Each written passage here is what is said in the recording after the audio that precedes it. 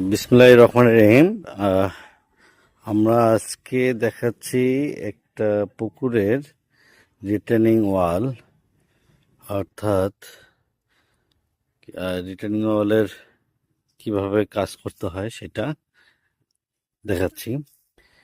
এখানে মূলত আহ, এই সেট ব্লক দিয়ে আমরা এই কলামটা করে নিয়েছি, কলাম এবং H4 ব্লক দিয়ে এই প্লেটটা করে তৈরি করা হয়েছে H4 ব্লক দিয়ে, এবং এই কলামের মাঝে শুধু H4 ব্লকের এই প্লেটগুলো বসায় দিয়ে প্রায় এটা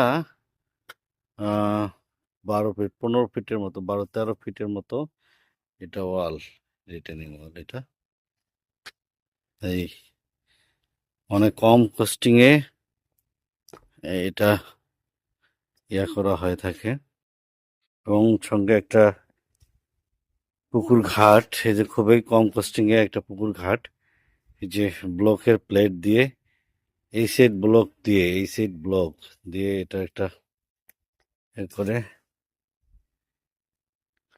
ব্লকের মধ্যে বনবিম দিয়ে ঢালাই দিয়ে করা হয়ে থাকে।